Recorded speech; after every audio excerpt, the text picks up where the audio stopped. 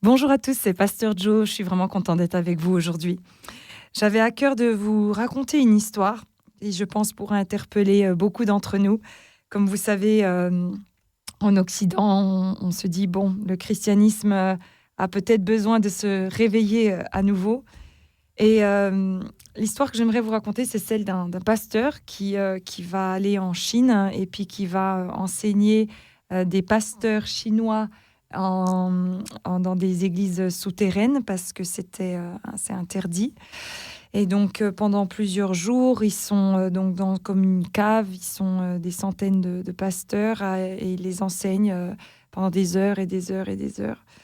Et puis, il avait amené quelques Bibles et il va leur donner. Alors, ils sont touchés, ils sont ravis. Et il va y avoir pas assez de Bible pour tout le monde. Et puis, il y a une dame qui avait la Bible et qui va la donner à quelqu'un d'autre. Et puis, le pasteur, il dit, « Ah, vous la voulez pas ?» Et elle lui dit, « Non, monsieur, j'en ai pas besoin, elle est en moi. » Alors, il lui dit, « Comment ça ?»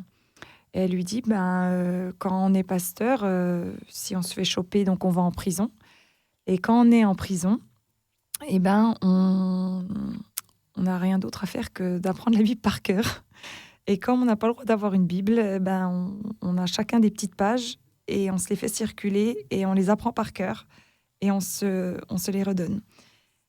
Et là, il la regarde et il lui dit, mais vous la connaissez par cœur.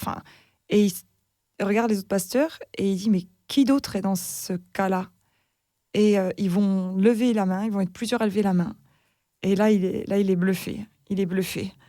Et comme c'est la fin de son temps où il enseignait les gens, il va, en partant, donc ça se clôture et puis les Chinois, ils vont lui dire est-ce que tu peux prier pour nous? Et le pasteur, il leur dit mais vous voulez que je prie pour vous? Pourquoi? Et ils lui disent pour que nous, on puisse avoir, comme vous, la possibilité de vivre notre foi, d'avoir des églises, d'avoir des Bibles, d'avoir la louange, et que tout soit légalisé. Et là, il les arrête et il leur dit, non, non, non, c'est vous qui devez prier pour nous, les chrétiens d'Occident. Parce que nous, on a 5 ou 6 Bibles à la maison, mais vous la connaissez par cœur.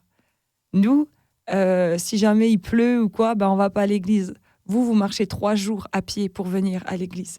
Et il leur dit, s'il y a des gens qui doivent prier pour quelqu'un, c'est vous qui devez prier pour nous. Et cette histoire, elle m'a vraiment touchée. Je pense que c'est un rappel pour nous les chrétiens de nous dire qu'on a vraiment la chance d'être dans un pays qui nous permet de vivre notre foi. Et essayons de ne pas prendre ça à la légère et d'oublier. La Bible, j'aime ces versets où David, vous savez, qu'on n'oublie pas les bontés de Dieu, qu'on n'oublie pas la grâce qu'on a. Et c'est une grande chance de pouvoir louer Dieu, de pouvoir aller à l'église, d'avoir cette liberté. Donc voilà, petite piqûre de rappel pour nous, mais aussi petite piqûre de rappel de savoir que dans le monde, le christianisme reste encore aujourd'hui la religion la plus persécutée au monde, avec 365 millions de chrétiens persécutés, dont le pays que je vous ai cité tout à l'heure dans l'histoire. Voilà, merci beaucoup à tous pour votre écoute. Passez une excellente journée. Soyez bénis. Ciao, ciao.